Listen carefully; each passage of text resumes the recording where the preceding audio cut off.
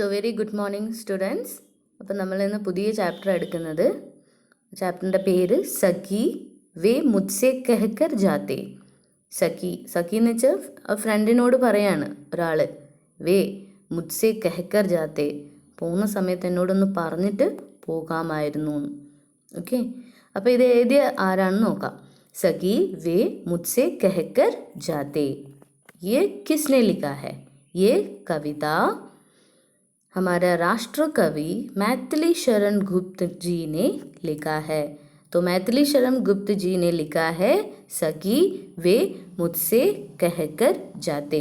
तो ये कविता यशोधरा नाम एक कविता संग्रह से लिया गया है. യശോധര എന്ന പേരിൽ വലിയൊരു കവിതാ സംഗ്രഹത്തിൽ നിന്ന് ഒരു ചെറിയൊരു പാർട്ട് എടുത്തതാണ്.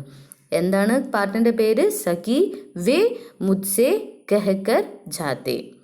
ठीक है. അപ്പോൾ ഇതിൻ്റെ ബേസ് നെക്സ്റ്റ് ക്ലാസ്സിൽ പറഞ്ഞുതരാം എന്താണെന്ന്. ഇന്ന് നമുക്ക് मैथिली शरण गुप्तനെ പറ്റി നോക്കാം. तो मैथिली शरण गुप्त जी किस तरह के कवि हैं? वो राष्ट्र कवि हैं. राष्ट्र कवि എന്ന ഉപാധി मैथिली शरण गुप्त जी ने കിട്ടിയിട്ടുണ്ട്. ओके, तो उनका जन्म कहाँ पर हुआ है? उनका जन्म चिरगांव कहाँ पर है? उत्तर प्रदेश. ആ കാലഘട്ടത്തിൽ 1886 ജനിച്ചത്. ഉസ്കി മൃത്യു 1964 78 ആ വയസ്സിലാണ് മരിച്ചത്.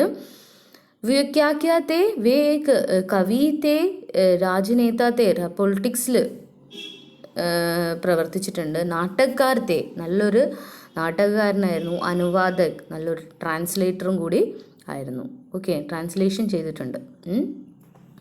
राष्ट्रीयता भारतीय है. शिक्षा तो चिरगांव में हुआ है, वो क्यों? उनका जन्म तो उत्तर प्रदेश में हुआ है, इसलिए शिक्षा भी वहीं पर हुआ होगा. മെട്രിക്കുലേഷൻ 10ാം ക്ലാസ് വരെ. ഉല്ലേഖനീയ കാര്യ ഏറ്റവും ഫേമസ് ആയിട്ടുള്ള ഗ്രന്ഥങ്ങളുടെ പേരാണ് പഞ്ചവട്ടി, സിദ്ധരാജ്, സാകേത്, യശോധര, വിശ്വവേദന ആദി. അപ്പം നമ്മൾ പഠിക്കാൻ പോകുന്ന പാഠത്തിൻ്റെ ഏത് കവിതയെന്നാണ് എടുത്തിട്ടുള്ളത്? യശോധര. അപ്പോൾ യശോധര मैथिली शरण ഗുപ്തിൻ്റെ ഏറ്റവും ഫേമസ് ആയിട്ടുള്ള കൃതിയാണ്. ഓക്കെ, അതിലെല്ലാം ഈ സ്ത്രീകളെ പറ്റിയിട്ട്, സ്ത്രീകളുടെ വിഷമത്തെ പറ്റിയിട്ടാണ് ഈ യശോധരയിൽ, സാകേതിൽ ഒക്കെ വർണ്ണിച്ചിട്ടുള്ളത്. ഓക്കെ, യശോധരയിലെ യശോധേൻ്റെ വിഷമാണ്, സാകേതിൽ നമ്മളുടെ ഉർമിളേൻ്റെ വിഷമാണ് പറയുന്നത്. ഉർമിള ഓർമ്മയുണ്ടോ? ഉർമിള ആരാന്ന്? നമ്മളുടെ ലക്ഷ്മണൻ്റെ ഭാര്യയാണ് ഉർമിള. ഉർമിളേൻ്റെ വിഷമമാണ് പറയുന്നത്. അപ്പം നമ്മളെപ്പോഴും അറിഞ്ഞിരിക്കുന്നത്, എപ്പോഴും പഠിക്കുന്നത് നമ്മൾ സീതയുടെ വിഷമാണ്. ആ സമയത്ത് ഈ കാട്ടിൽ പോകുന്ന സമയത്ത് നമ്മളുടെ ലക്ഷ്മണൻ്റെയും കല്യാണം കഴിഞ്ഞതാണ്. പക്ഷേങ്കിൽ ലക്ഷ്മണൻ്റെ കൂടെ ആരും പോയില്ല, വരാൻ സമ്മതിച്ചില്ല ലക്ഷ്മണൻ ഉർമിളേനെ. ഓക്കെ, അപ്പോൾ ആരൊക്കെയായിരുന്നു കാട്ടിൽ പോയത്? രാമനും ലക്ഷ്മണനും സീതയാണ്. ഓക്കെ, അപ്പോൾ ആ ടൈമിൽ ഉർമിള അനുഭവിച്ച വേദനകളാണ് സാകേതിൽ പറയുന്നത്. ഓക്കെ, അപ്പോൾ അങ്ങനെ എല്ലാ ഒരു മൈന്യൂട്ടായിട്ടുള്ള വിഷയങ്ങളെ പറ്റിയിട്ടും അല്ലെങ്കിൽ സ്ത്രീയുടെ വേദനയെ പറ്റിയിട്ടും ആര് പറഞ്ഞിട്ടുണ്ട്?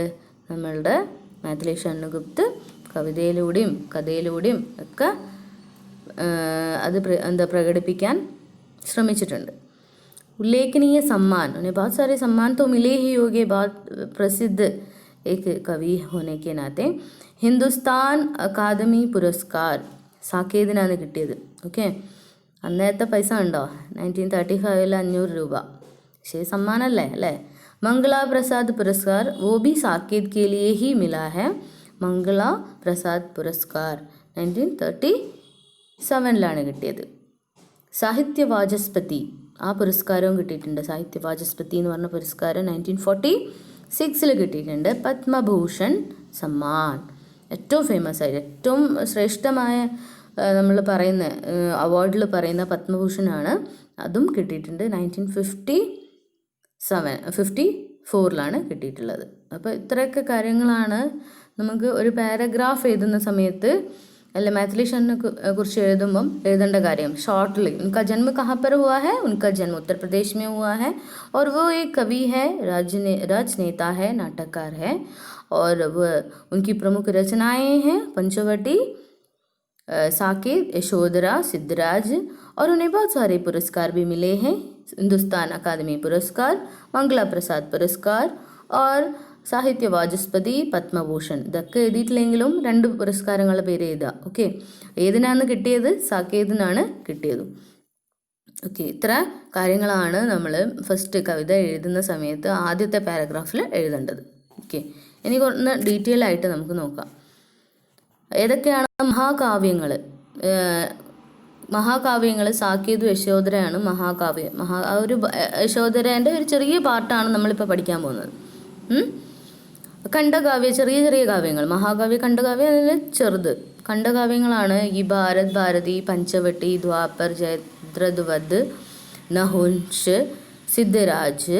സിദ്ധരാജൊക്കെ ഫേമസ് ആയിട്ടുള്ള രചനയാണ്. ഓക്കെ, ഭാരത് ഭാരതിയുടെ ഈ ഒരു രചന കൊണ്ടാണ് അയാൾ നമ്മളുടെ ഗുപ്തൻ്റെ പേര് രാഷ്ട്രകവി എന്ന് പേര് വീണത്. ഭാരത് ഭാരതി എന്ന രചന എഴുതിയതിന് ശേഷം. ഓക്കെ, ഗുരുകുൽ, ജയഭാരത്, പൃഥ്വിപുത്ര, കുറേ വങ്ക്, സംഹാർ, ശകുന്തള, വിശ്വവേദന, രാജാ പ്രജ, വിഷ്ണുപ്രിയ, ഉർമിള, ലീല, പ്രദക്ഷിണ.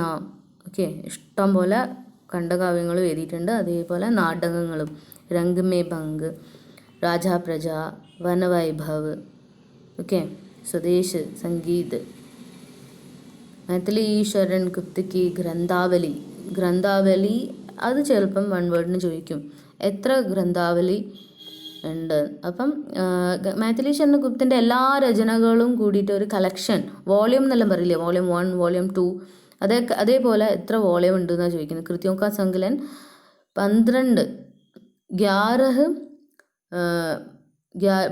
12 खंडों में संकलित है. 11 എന്ന് വെച്ചാൽ 11, 12, 12. ഓക്കെ, 12 ഖണ്ഡോ മേ സങ്കലിത് ഹെ. അപ്പം എത്ര മൈഥിലി ശരൺ ഗുപ്തിൻ്റെ രചനകൾ 12 ഘട്ടം വോളിയമാക്കി തിരിച്ചിട്ടുണ്ട്. അപ്പോൾ അതെല്ലാം നാടകം വരും, കവിതയും വരും, എല്ലാ രചനകളും ഇതിൽ ഈ 12 വോളിയത്തിലും ഉണ്ടാവും. ഓക്കെ, അപ്പോൾ നമ്മളെ പ്രേംചന്ദിനെ പറ്റിയിട്ട് നിങ്ങൾക്കറിയായിരിക്കും. പ്രേംചന്ദിന് അതേപോലെ തന്നെ ഒരു അത്ര 8 ഖണ്ഡങ്ങളുണ്ട്. ഈ പ്രേംചന്ദിൻ്റെ ഫുൾ കളക്ഷൻ, കഹാനി ആയിക്കോട്ടെ, ഉപന്യാസം ആയിക്കോട്ടെ, അതെല്ലാം കളക്ഷൻ 8 എണ്ണം ഉണ്ട്. അതേപോലെ മൈഥിലി ശരൺ ഗുപ്തിനുണ്ട്. എത്ര വോളിയം ഉണ്ട്? 12 വോളിയം ഉണ്ട്. ഓക്കെ, വാണി പ്രകാശൻ പബ്ലിഷറാണ് വാണി പ്രകാശൻ. ഓക്കെ, അപ്പോൾ എത്ര ഖണ്ഡങ്ങളിലുണ്ട്? 12 ഖണ്ഡങ്ങളായിട്ട് തിരിച്ചിട്ടുണ്ട്. അതിലൊക്കെ ഈ സാക്കേത്തും ഖണ്ഡകാവ്യങ്ങളും ഒക്കെ കൂട്ടി വരുന്ന ഒരു കളക്ഷനാണ്. കാവ്യഗത് വിശേഷത, കവിതയിലുള്ള എന്തൊക്കെയാണ് ഇമ്പോർട്ടൻസ് കൊടുത്തിട്ടുള്ളത്? കാവ്യഗത് വിശേഷത ദേखेंगे हम. രാഷ്ട്രീയത और ഗാന്ധിവാദി की പ്രധാനത. ഓക്കെ, നമ്മൾ രാഷ്ട്രകവിയാണ് വിളിക്കുന്നത്. അപ്പോൾ എന്തായിരിക്കും വിഷയം? കവിതയിലെ വിഷയം എന്തും കൂടി ആയിരിക്കും? രാഷ്ട്രീയതയും गांधीवादी की प्रधानता उनकी कविताओं में देख सकते हैं. गौरवमय अतीत के इतिहास और भारतीय संस्कृति की महत्ता. ഗൗരവമായ അതീത് എന്ന് വെച്ചാൽ അറിയാം, കഴിഞ്ഞു പോയ കാര്യങ്ങൾ. അപ്പോൾ ഗൗരവമായ അതീത് കെ ഇതിഹാസിനെ പറ്റിയിട്ട് എഴുതിയിട്ടുണ്ട്. നമ്മൾ കഴിഞ്ഞ ക്ലാസ്സിൽ നമ്മൾ പഠിച്ചിട്ടുണ്ട് അല്ലേ, ഇതിഹാസിനെ അല്ലെങ്കിൽ അതീതിനെ പറ്റി അറിഞ്ഞിരിക്കണം. അതീതിനെ പറ്റി അറിഞ്ഞിട്ടുണ്ടെങ്കിൽ മാത്രമേ നമുക്ക് ഇപ്പോൾ പ്രസൻ്റായിട്ട് നമ്മൾ അനുഭവിക്കുന്ന സ്വാതന്ത്ര്യത്തെ പറ്റി നമുക്ക് മനസ്സിലാക്കാൻ പറ്റുള്ളൂ. ഓക്കെ, അപ്പോൾ നമ്മൾ we should learn about our പാസ്റ്റിനെ പറ്റി അറിഞ്ഞിരിക്കണം. ഒരു ഐഡിയ ഉണ്ടായിരിക്കണം, എന്തായിരുന്നു നമ്മൾ പണ്ട്, നമ്മളെ ആൻസിസ്റ്റേഴ്സ്. ഭാരതീയ സംസ്കൃതിക്ക് മഹത്വ, നമ്മളുടെ സംസ്കൃതി വേൾഡിൽ തന്നെ ഏറ്റവും ഫേമസ് ആയിട്ടുള്ള സംസ്കൃതിയാണ്, കൾച്ചറാണ് ഇന്ത്യൻ കൾച്ചർ എന്ന് പറഞ്ഞത്. ഓക്കെ, ഇപ്പോൾ അതൊക്കെ ഏകദേശം പോകാൻ തുടങ്ങിയിരിക്കുന്നു. എന്നാലും നമ്മളുടെ കൾച്ചർ മറന്നൊന്നും കളിക്കാറില്ല അല്ലേ. പാരിവാരിക് ജീവൻ കോ ബി യഥോചിത് മഹത്ത. അതേപോലെ ഫാമിലി ലൈഫിനും അതേപോലെ തന്നെ രാഷ്ട്രീയത പോലെ തന്നെ ദേശപ്രേമ പോലെ തന്നെ ഇമ്പോർട്ടൻസ് കൊടുത്തിട്ടുണ്ട് തൻ്റെ കവിതയിൽ. അതാണ് യശോധരേനൊക്കെ നമുക്ക് കാണാൻ പറ്റും അല്ലേ. യശോധരയിൽ ആ പാരിവാരിക ആ കുടുംബ ജീവിതത്തെ പറ്റിയിട്ടൊക്കെ പറയുന്നുണ്ട്. നാരി മാത്ര കെ വിശേഷ മഹത്വം. ഒരു നാരിക്ക് നമ്മൾ പറയില്ലേ ഹീറോയിൻ സെൻറ്റേർഡ് ഫിലിം അല്ലേ, അതേപോലെ എന്താ ഈ ഫീമെയിലിന് ഇമ്പോർട്ടൻസ് കൊടുത്തിട്ടുള്ള കുറേ കവിതകൾ എഴുതിയിട്ടുണ്ട് സാക്കിയതൊക്കെ പോലെ. പ്രബന്ധ് ഓർ മുക്തക് ദോനോ മേ ലേഖൻ. പ്രബന്ധ എന്ന് വെച്ചാൽ മഹാകാവ്യമാണ്, മുക്ത എന്ന് വെച്ചാൽ ഖണ്ഡകാവ്യ. അപ്പോൾ പ്രബന്ധ കാവ്യ ഓർ ലിഖാ ഹെ ഓർ മുക്ത കാവ്യ വി ലിഖാ ഹെ. വലിയ കാവ്യതകളും എഴുതിയിട്ടുണ്ട്, കാവ്യങ്ങളും എഴുതിയിട്ടുണ്ട്, ചെറിയ കാവ്യങ്ങളും എഴുതിയിട്ടുണ്ട്. ഓക്കെ. शब्द शक्तियों तथा अलंकार के समक्ष प्रयोग के साथ मुहावरों का भी प्रयोग किया है. ശബ്ദശക്തി ഗ്രാമറിൽ പഠിക്കാനുള്ളതാണ്. ഗ്രാമർ അതേപോലെ എന്താ നമ്മൾ ലക്ഷണ നമ്മളും കഴിഞ്ഞ പ്രാവശ്യം ഇത് പഠിച്ചതാണ്. അഭിധ മീൻസ് വ്യംഗ്യാർത്ഥ്, വാച്യാർത്ഥ് ഓർമ്മയുണ്ടോ? നമുക്ക് എന്താ പെട്ടെന്ന് നമുക്ക് നേരിട്ട് വായിക്കുമ്പോൾ തന്നെ മനസ്സിലാവുന്നത് അത് എന്താ ഡയറക്റ്റ് മീനിങ് തന്നെ കിട്ടുകയാണെങ്കിൽ നമ്മൾ ഇവിടെ പറയാം അഭിധ പറയും. ലക്ഷണങ്ങൾ മീൻസ് അതിന് വേറൊരു ഉദാഹരണം കൂടി പറയുകയാണെങ്കിൽ ഓക്കെ. നമ്മൾ പറഞ്ഞില്ലേ ഉല്ലു ക ബച്ചാ ഹെ. ഉല്ലുവിനെ വെച്ചാൽ മൂങ്ങയുടെ കുട്ടിയാണ്. ആ മൂങ്ങയുടെ കുട്ടിയാണെന്നാണോ അതിൻ്റെ അകത്ത് മീൻ ചെയ്യുന്നത്? അല്ല, എന്താ ഭയങ്കര ഫൂളാണ് അല്ലേ, അല്ലെങ്കിൽ മൂർഖാണ്, അങ്ങനെയാണ്, വിഡ്ഢിയാണെന്നാണ് അതിൻ്റെ അകത്ത് ഇൻഡയറക്റ്റ്ലി മീനിങ് കൊടുക്കുന്നത്. അപ്പം അങ്ങനത്തെ വേർഡ്സിനെ പറയാം ശബ്ദശക്തിയോ. അതിൽ ഡയറക്റ്റ് മീനിങ് ഉണ്ടാവും, ഇൻഡയറക്റ്റ് മീനിങ് ഉണ്ടാവും, അല്ലെങ്കിൽ നിഗൂഢമായ മീനിങ്ങും ഉണ്ടാവും. അലങ്കാരമൊക്കെ സക്ഷമ പ്രയോഗ്. അലങ്കാരങ്ങൾ എന്താ ഉപമ, ഉത്പ്രേക്ഷ, യമക്ക്, അങ്ങനത്തെ അലങ്കാരങ്ങൾ ഈ കവിതകളിൽ അധികം ഉപയോഗിക്കാറുണ്ട്. അതേപോലെ തന്നെ മുഹാവറോം കവി പ്രയോഗ്. മുഹാവറ അറിയാലോ, മുഹാവരെ പഴഞ്ചൊല്ലും ഫ്രേസസും ഒക്കെ ഉപയോഗിക്കാറുണ്ട്. പതി വിയുക്ത നാരി ക വർണ്ണൻ. പതി ഉപേക്ഷിച്ചു പോയ നാരിയുടെ വർണ്ണനം നമുക്ക് മൈഥിലി ശരൺ ഗുപ്തൻ്റെ കവിതകളിൽ നമുക്ക് കാണാൻ പറ്റും. ഓക്കെ. അപ്പോൾ ഇതൊക്കെയാണ് നമ്മളുടെ മൈഥിലി ശരൺ ഗുപ്തൻ്റെ കവിതയുടെ വിശേഷത. കവിതാओं की विशेषता क्या है? राष्ट्रीयता और गांधीवाद की प्रधानता, गौरवमय अतीत के इतिहास और भारतीय संस्कृति की महत्ता. മനസ്സിലായില്ലേ? നമ്മൾ പാസ്റ്റിനെ പറ്റി നമ്മൾ അറിഞ്ഞിരിക്കണം. അതേപോലെ നമ്മളെ കൾച്ചറിനെ പറ്റിയിട്ട് നമുക്കൊരു ധാരണ ഉണ്ടായിരിക്കണം. നമ്മൾ we should be proud of that we are Indian അല്ലേ.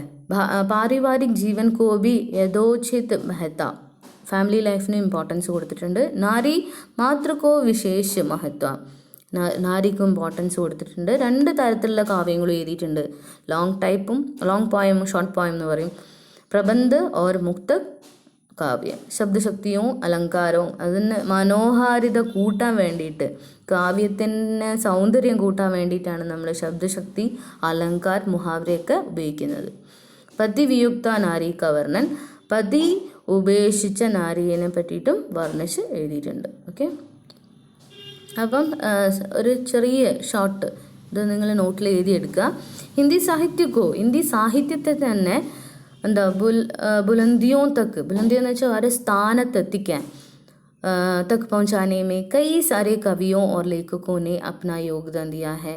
എത്രയോ കവികൾ നമ്മൾ നിരാലയെല്ലാം ആ കാലഘട്ടത്തിൽ ഈ സ്വാതന്ത്ര്യ സമരത്തിൻ്റെ ടൈമിൽ എഴുതിയ കുറേ കവിതകളുണ്ട്. അതേപോലെ തന്നെ എന്താ മൈഥിലി ശരൺ ഗുപ്തും അതിനും ശ്രേഷ്ഠമായിട്ട് എഴുതിയത് കൊണ്ടാണ് നിരാലക്ക് ആ പേര് വരാഞ്ഞതും മൈഥിലി ശരൺ ഗുപ്തന് രാഷ്ട്രകവി എന്ന പേര് വന്നതും. ഓക്കെ.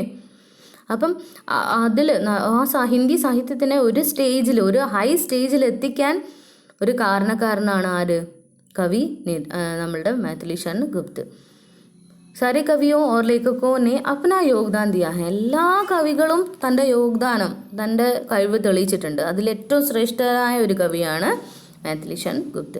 ലേക്കിൻ കുച്ച് കവി ऐसे भी थे जिनकी रचनाओं ने न केवल हिंदी काव्य की परिभाषा बदल दी. കാവ്യത്തിൻ്റെ അല്ലേ എപ്പോഴും ഉള്ള ഒരു നമ്മൾ പറയും ഔട്ട്ഡേറ്റഡ് ആ ഒരു രീതിയിൽ നിന്ന് നല്ല ട്രെൻഡി ആയിട്ടുള്ള കവിതകളെ എഴുതാൻ തുടങ്ങിയ ഒരാളാണ് മൈഥിലി ശരൺ ഗുപ്ത്. ബദൽദി ഒരു കാഴ്ചപ്പാട് തന്നെ മാറ്റിക്കളഞ്ഞു. ബൽക്കി ലോഗോ മേ സാഹിത്യക്കെ പ്രതി രുചി ബി ജഗായി. എല്ലാവരും എഴുതണം, അത്രയും നല്ലതാണ്. നല്ല ലിറ്ററേച്ചർ എഴുതണം. കഴിവ് മീൻസ് കഴിവും കൂടി വേണം അല്ലേ. നല്ലൊരു കഴിവുണ്ടെങ്കിൽ മാത്രമേ നമുക്ക് ഒരു എഴുത്തുകാരനോ അല്ലെങ്കിൽ എഴുത്തുകാരിയായി മാറുവാൻ പറ്റൂ. എന്തെങ്കിലും എഴുതി വെച്ചാൽ അത് രസമുണ്ടാവുമോ? അതിന് എന്തൊക്കെ ഭാവങ്ങൾ വേണം? എല്ലാ ഭാവങ്ങളും ഉണ്ടായിരിക്കണം. ജിൻകി കൃതിയോ മേ सरलता के साथ साथ आपको एक नई विधा देखने को मिलेगा. ഭയങ്കര സിമ്പിളായിട്ട് എല്ലാവർക്കും മനസ്സിലാവുന്ന രീതിയിൽ എഴുതാൻ തുടങ്ങി. ചില ആൾക്കാരുണ്ടാവും ഭയങ്കര ബുദ്ധിജീവിയാണ്.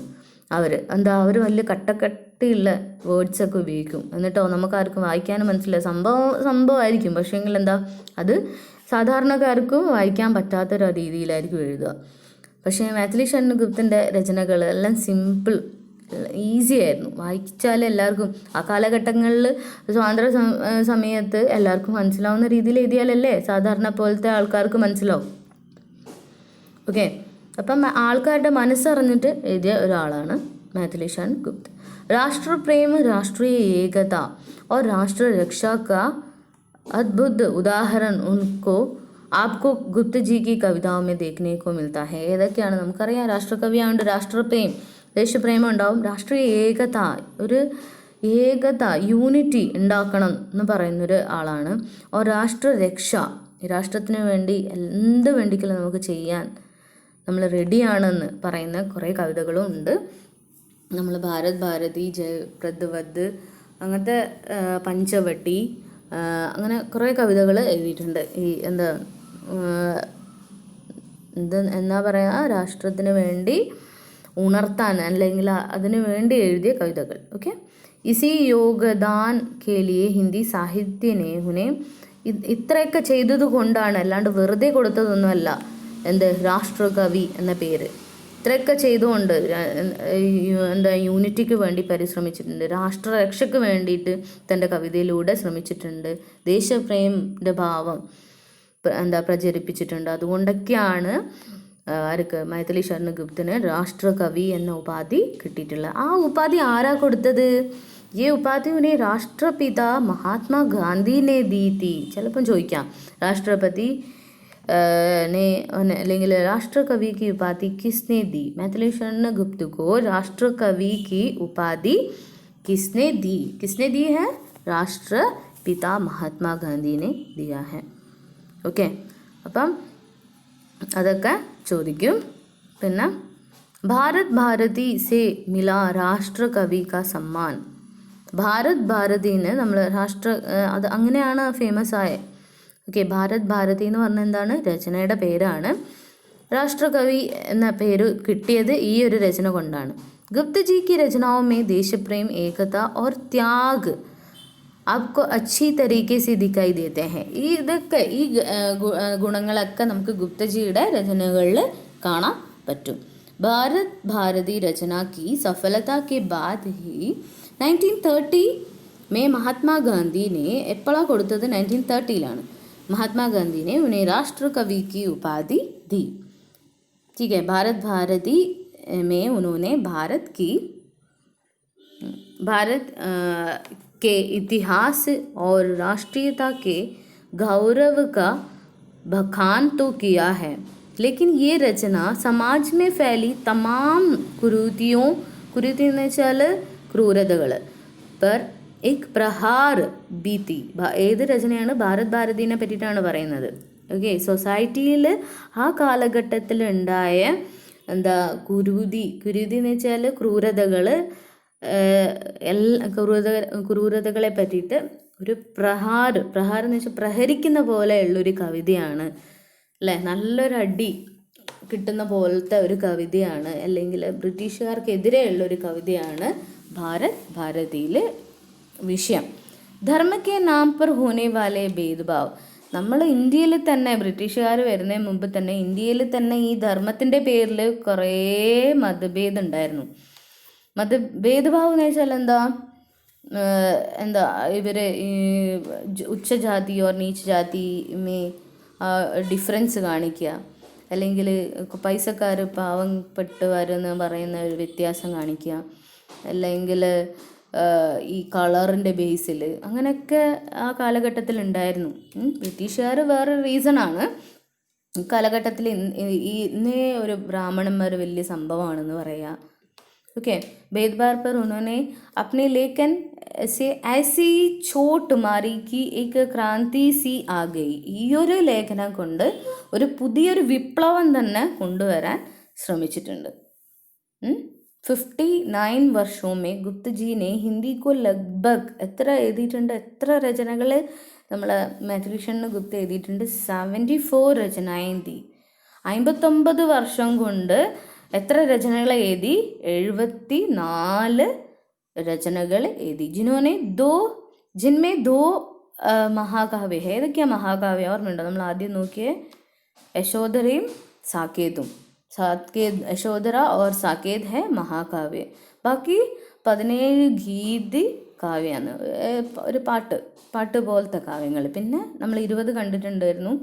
20 ഖണ്ഡകാവ്യ, 4 നാടക് और ഗീതി നാടക്. ഗീതി നാടക് എന്ന് വെച്ചാൽ പ്ലസ് നാടകം കൂടി അതിൻ്റെ കൂടെ വരും. ഓക്കെ,